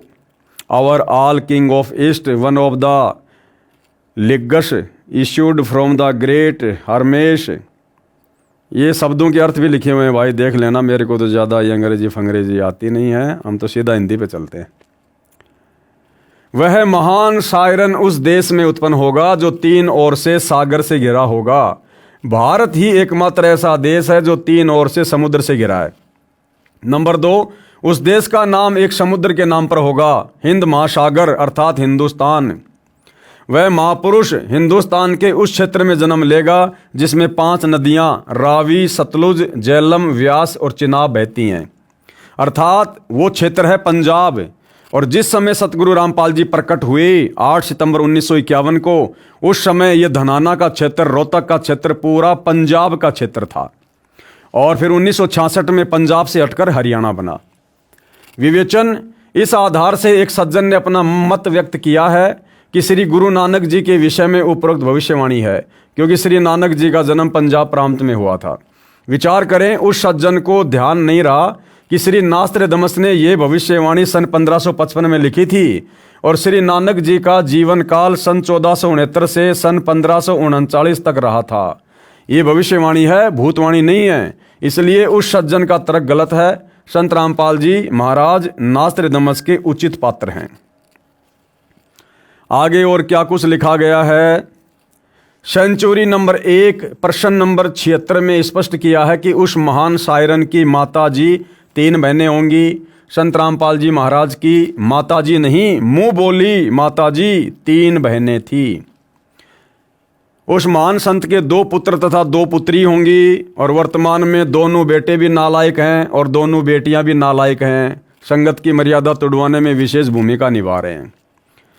संत रामपाल जी महाराज के 2 पुत्र तथा 2 पुत्री संतान रूप में हैं। नास्त्रदमस के समर्थन में अन्य भविष्य वक्ताओं की भविष्यवाणियां। अब जो भविष्यवाणी सतगुरु रामपाल जी के विषय में नास्त्रदमस जी ने की हैं, तो उन भविष्यवाणियों के समर्थन में अन्य कौन कौन भविष्य वक्ता हैं जिन्होंने बिल्कुल यही कहा है। नंबर 1 है, इंग्लैंड के ज्योतिषी कीरो ने सन 1925 में लिखी पुस्तक में भविष्यवाणी की है। 20वीं सदी अर्थात सन 2000 ईस्वी के उत्तरार्ध में सन 1950 के पश्चात उत्पन्न संत ही विश्व में एक नई सभ्यता लाएगा जो संपूर्ण विश्व में फैल जाएगी। भारत का वह एक व्यक्ति सारे संसार में क्रांति ला देगा। तो बिल्कुल सतगुरु रामपाल जी के ऊपर खरी उतर रही है, क्योंकि 1951 में सतगुरु रामपाल जी का प्राकट्य हुआ। उसके बाद उन्होंने देश और दुनिया को शिक्षा दी और वैज्ञानिकों को शत प्रेरणा करके उन्होंने नए नए आविष्कार करवाए। और उसके बाद सन 1994 से अपनी भक्ति मार्ग को शुरू करके दुनिया को उन वैज्ञानिक उपकरणों के माध्यम से, सोशल मीडिया, टीवी चैनल, इन सब के माध्यम से उन्होंने अपने ज्ञान का प्रचार और प्रसार किया और करवाया। नंबर 2, भविष्य वक्ता श्री विजिलेटिन के अनुसार 20वीं सदी के उत्तरार्ध में विश्व में आपसी प्रेम का भाव, मानवता का हास, माया संग्रह की दौड़, लूट व राजनेताओं का अन्याय हो जाना आदि आदि बहुत से उत्पाद देखने को मिलेंगे। परंतु भारत से उत्पन्न हुई शांति, भ्रातृत्व भाव पर आधारित नई सभ्यता संसार में देश, प्रांत और जाति की सीमाएं तोड़कर विश्व भर में अमन व चैन उत्पन्न करेगी। नंबर 3, अमेरिका की महिला भविष्यवक्ता जीन डिक्सन के अनुसार 20वीं सदी के अंत से पहले विश्व में एक घोर हाहाकार तथा मानवता का संहार होगा। वैचारिक युद्ध के बाद आध्यात्मिकता पर आधारित एक नई सभ्यता संभवतः भारत के ग्रामीण परिवार के व्यक्ति के नेतृत्व में जमेगी और संसार से युद्ध को सदा सदा के लिए विदा कर देगी। अमेरिका के भविष्यवक्ता श्री एंडरसन के अनुसार 20वीं सदी के अंत से पहले या 21वीं सदी के प्रथम दशक में विश्व में असभ्यता का नंगा तांडव होगा। इस बीच भारत के एक देहात का एक धार्मिक व्यक्ति, एक मानव, एक भाषा और एक झंडा की रूपरेखा का संविधान बनाकर संसार को सदाचार, उदारता, मानवीय सेवा व प्यार का सबक देगा। ये मसीहा सन 1999 तक विश्व में आगे आने वाले हजारों वर्षों के लिए धर्म व सुख शांति भर देगा। अब हालैंड के भविष्यवक्ता क्या कह रहे हैं? हालैंड के भविष्य दृष्टा श्री गेरार्ड क्राइसेसे के अनुसार 20वीं सदी के अंत से पहले या 21वीं सदी के प्रथम दशक में भयंकर युद्ध के कारण कई देशों का अस्तित्व ही मिट जाएगा, परंतु भारत का एक महापुरुष संपूर्ण विश्व को मानवता के एक सूत्र में बांध देगा।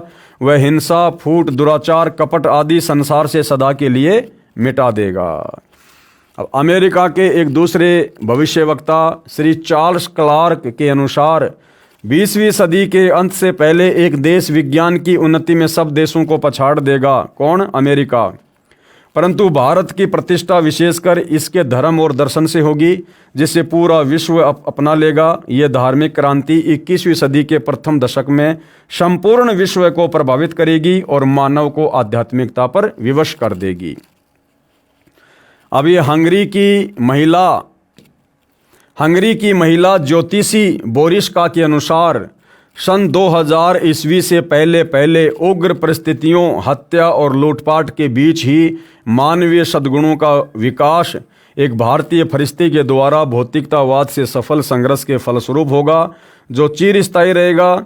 इस आध्यात्मिक व्यक्ति के बड़ी संख्या में छोटे छोटे लोग ही अनुयायी बनकर भौतिकतावाद को आध्यात्मिकता में बदल देंगे। अब एक चीज़ देखना भाइयों और बहनों, ये जितने भी भविष्य वक्ता हैं, ये जो युद्ध की बातें कर रहे हैं, विश्व में फैलने वाली अराजकता की बातें कर रहे हैं, इन सब का जो समय है सन 2000 के आसपास का है। अब भाइयों और बहनों, हम लोग पहले सुना करते थे जब छोटे छोटे थे, क्योंकि दास का तो 1984 का जन्म है, तो जब दास छोटा था 8-10 साल का, तो सुना करता था, लोग कहते थे 1998 के लिए कि भैया ऊपर से गोला गिरेगा, दुनिया का नाश हो जाएगा, दुनिया ख़त्म हो जाएगी। भाई और बहनों, असल में ये जो परिस्थितियां हैं भविष्य वक्ताओं के अनुसार, ये संसार में सन 2000 के आसपास ही पैदा होनी थी। ये पूरा विश्व 2000 के आसपास विशेष संकट के दौर से गुजरना था। लेकिन भाई और बहनों, उस समय तक सतगुरु रामपाल जी परमेश्वर जी का ज्ञान, उनका प्रचार प्रसार देश और दुनिया में इतना नहीं हुआ था। इसलिए इस महापुरुष सतगुरु रामपाल जी ने भविष्यवाणियों के अनुसार होने वाली उन घटनाओं को उस समय टाल दिया और परमात्मा ने कुछ समय के लिए और आगे बढ़ा दिया उस समय को, विनाशकारी समय को।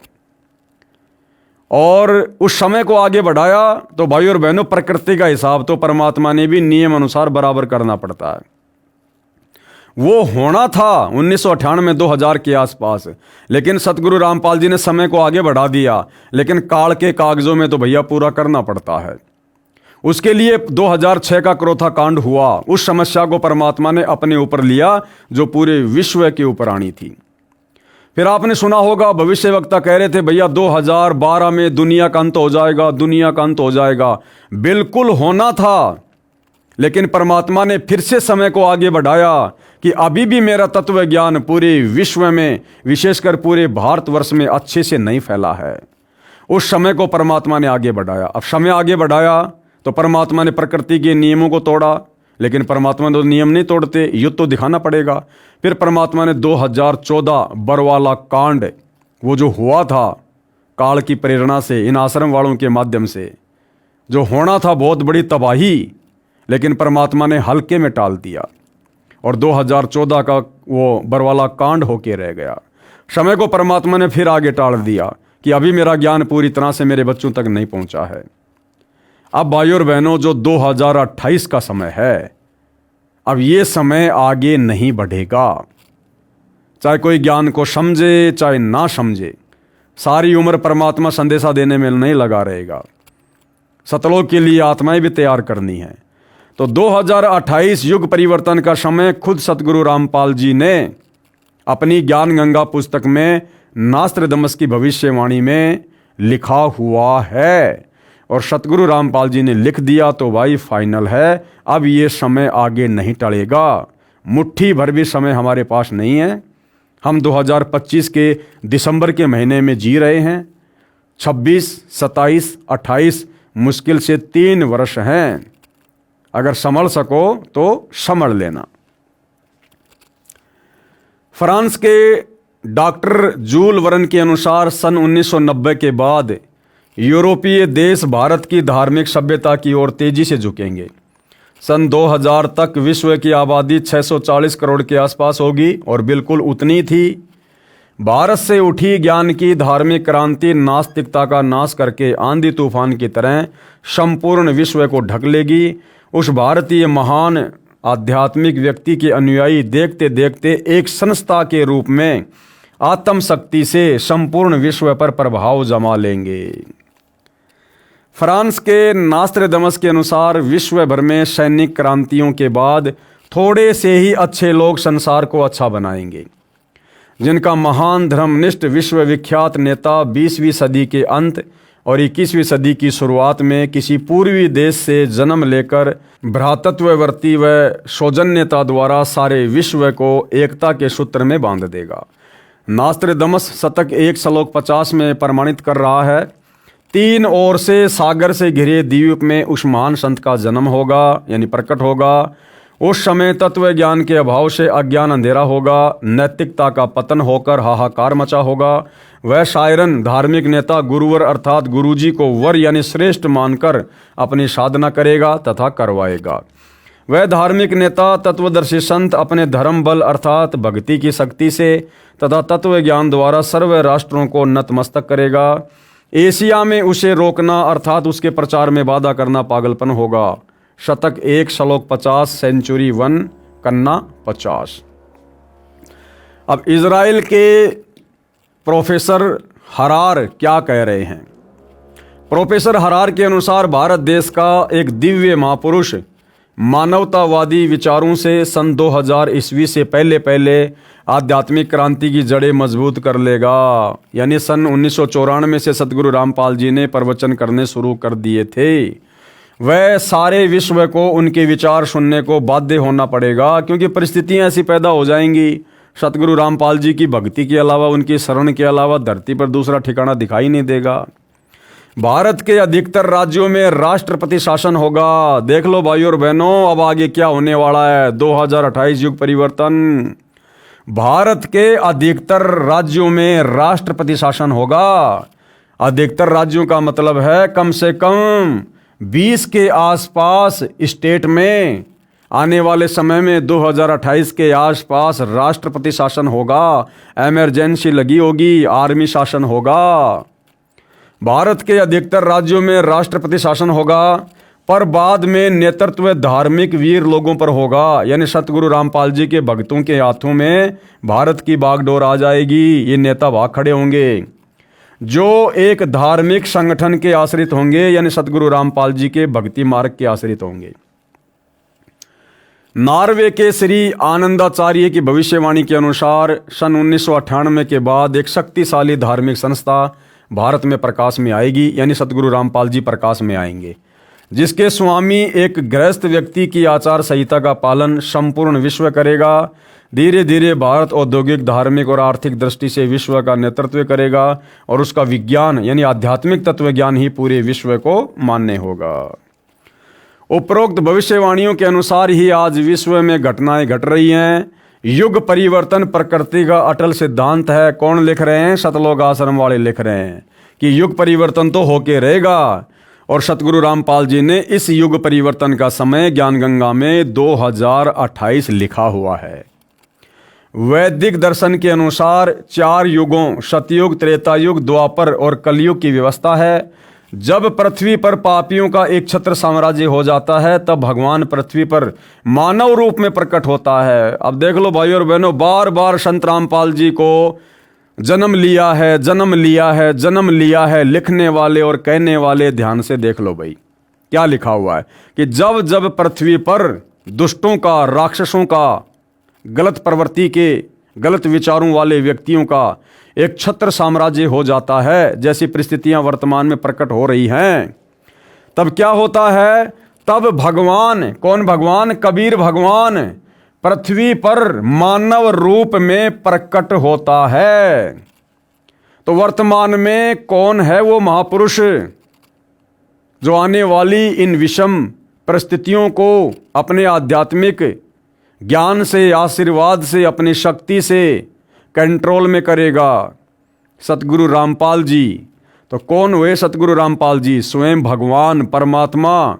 और वे किस विधि से आए संसार में? माँ के गर्भ से जन्म लेकर या प्रकट हुए हैं? तब भगवान पृथ्वी पर मानव रूप में प्रकट होता है। अरे काल के अवतार तो प्रकट नहीं होते ना, ये रामकृष्ण तो सब जन्म लेकर आए हैं। तो अब वो कौन है जो प्रकट होगा? और वो स्वयं भगवान होगा, सतगुरु रामपाल जी। जब पापियों का एक छत्र साम्राज्य हो जाता है तब भगवान पृथ्वी पर मानव रूप में प्रकट होता है। मानवता के इस पूर्ण विकास का काम अनादिकाल से भारत ही करता आया है। यानी ये आध्यात्मिक क्रांति हर युग में भारत से ही शुरू होती है। भारत अध्यात्म का सेंटर है। इस पुण्य भूमि पर अवतारों का अवतरण अनादिकाल से होता आ रहा है। लेकिन कैसी विडंबना है कि ऋषि मुनियों, महापुरुषों व अवतारों के जीवन काल में उस समय के शासन व्यवस्था व जनता ने उनकी दिव्य बातों व आदर्शों पर ध्यान नहीं दिया और उनके अंतर ध्यान होने पर, यानी उनके शरीर छोड़ के जाने पर, दूने उत्साह से उनकी पूजा शुरू कर पूजने लग गए। जैसे रामचंद्र जी त्रेता युग में आए, किसी ने उनको विष्णु का अवतार नहीं माना, उनके साथ में लड़ाई झगड़ा राग द्वेष करने में लगे रहे और उनके जाने के बाद में आज उनके मंदिर बना के पूज रहे हैं। द्वापर में श्री कृष्ण जी आए, उस समय उनकी बातों को किसी ने नहीं सुना, हमेशा लड़ाई झगड़े रखे उनके साथ में, ठंडा पानी नहीं पीने दिया। अंत में बेचारा मथुरा छोड़ के द्वारिका चला गया, वहाँ भी सुख शांति से नहीं रहा। कुछ समय बाद एक शिकारी ने जहरीला तीर उनके पैर में मार दिया, हिरण की आंख समझकर तड़प तड़प कर मौत हुई। और अब उनके जगन्नाथ जैसे बड़े बड़े मंदिर बनाकर मूर्तियां रख के उनकी पूजा की जा रही है। तो लेखक कहना चाहता कि ऐसी गलती वर्तमान में मत करो जो हम पहले कर चुके हैं। अब महापुरुषों का महापुरुष, भगवानों का भगवान सतगुरु रामपाल जी स्वयं धरती पर आया हुआ है। अब इनके ज्ञान को अच्छे से सुनकर समझकर अपने आत्म कल्याण के लिए, परिवार की रक्षा के लिए अब उनकी शरण में आ जाओ। ये भी एक विडंबना है कि हम जीवित और समय रहते उनकी नहीं मानते, अपितु उनका विरोध व अपमान ही करते हैं। कुछ स्वार्थी तत्व जनता को भ्रमित करके परम संत को बदनाम करके बाधक बनते हैं। यह उक्ति हर युग में चरितार्थ होती आई है और आज भी हो रही है। जो महापुरुष हजारों कष्टों को सहन कर अपनी तपस्या व सत्य पर अडिग रहता है, उसकी बात असत्य नहीं हो सकती। सत्य पर अडिग रहते हुए ईसा मसीह ने अपने शरीर में कीलों की भयंकर पीड़ा को झेला। शुक्रात ने जहर का प्याला पिया। श्री राम तथा श्री कृष्ण जी को भी यातनाओं का शिकार होना पड़ा। सजनों, यदि आज के करोड़ों मानव उस परम तत्व के ज्ञाता संत को ढूंढकर स्वीकार कर उनके बताए पथ अनुसार अपनी जीवन शैली को सुधार लेंगे तो पूरे विश्व में सद्भावना, आपसी भाईचारा, दया तथा सद्भक्ति का वातावरण हो जाएगा निसंदेह और होगा। लेकिन आप सतलोक आश्रम वाले भाई, आप क्या कर रहे हो? आप सतलोक आश्रम वाले, सतगुरु रामपाल जी के परिवार वाले, अरे कितना पाखंड फैला दिया तुम लोगों ने उस ग्रेट सायरन के भक्ति मार्ग में। राजनीति जैसा गंदा कर्म तुम लोगों ने शुरू कर दिया। दुनिया के साथ में फालतू का भाईचारा तुम लोगों ने निभाना शुरू कर दिया। परशुराम की जयंती में भक्तों को बैठाकर आन उपासना तुमने शुरू करवा दी। अयोध्या के राम मंदिर में आने वाले काल उपासकों के लिए 1 महीने का भंडारा लगाकर काल उपासना में सहयोग तुम लोगों ने करवा दिया। आनंदपाल जैसे गुंडों की सीबीआई जांच का समर्थन और 5 लाख रुपए देकर परमात्मा के भक्ति विधान को तुम लोगों ने बिगाड़ दिया। संत और गुंडों का समर्थन क्यों भाई? तो तुम लोग क्या कर रहे हो भाई? ठीक है, जैसा लिखा है वैसा ही होगा आने वाले समय में।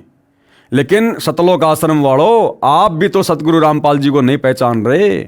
आप भी तो उनके तत्व ज्ञान को आधार नहीं बना पा रहे। और उनको ना पहचान कर, उनके ज्ञान को आधार ना बनाकर आप भी तो हम सत्सेवकों के ऊपर मुकदमे लगवा रहे हो झूठे। हमें जेल भिजवा रहे हो झूठी गवाही देकर। अपने भगत भाई बहनों के साथ, सत्सेवकों के साथ में तुम लठों से मारपीट करते हो, लाठी डंडों से पिटाई करते हो। तो तुम कब सुधरोगे? तुम कब भाईचारे में आओगे? तुम्हारे अंदर कब ये सद्भावना पैदा होगी जो यहां तुम इस पुस्तक के माध्यम से दुनिया को संदेशा दे रहे हो?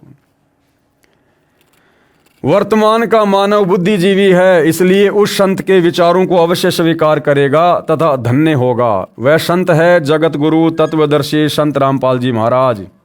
कृपया पढ़िए संत रामपाल जी महाराज की संक्षिप्त जीवनी जो सर्व भविष्यवाणियों पर खरी उतर रही है। संक्षिप्त जीवनी शब्द उचित नहीं है, संक्षिप्त लीलामय जीवनी, लीलामय, क्योंकि महापुरुष जो होते हैं वो लीला करते हैं। आम प्राणियों की तरह हमें सामान्य जीवन जीते अवश्य दिखाई देते हैं, परंतु उनका वो जीवन लीलामय होता है। तो संत रामपाल जी महाराज जी का संक्षिप्त लीलामय परिचय यहाँ पर लेखक ने लीलामय लिखना चाहिए था, लेकिन लेखक जो भगत है वो अभी सतगुरु रामपाल जी को केवल अपना गुरु मान रहा है, अपना इष्ट नहीं मान रहा। अगर इष्ट मानता तो इष्ट यहाँ पर लीला करने आता है। इष्ट कौन? कबीर। तो कबीर जी लीला में सारा काम करते हैं। तो भाइयों और बहनों, इस विषय के ऊपर हम कल विशेष तौर पर जानेंगे, समझेंगे, और अध्यात्म के साथ साथ हम गहरी शिक्षा भी लेंगे ताकि हम निकट भविष्य में गलतियां करने से बचें, मर्यादा में रहकर भक्ति को सफल करें और अपने मनुष्य जीवन को धन्य करें। तो आज के वीडियो में केवल इतना ही। कल फिर परमेश्वर की सेवा में हाजिर होंगे। तब तक गुरुदेव भगवान हम सबको आशीर्वाद दे, सद्बुद्धि दे। बंदी छोड़ सतगुरु रामपाल जी भगवान की जय हो।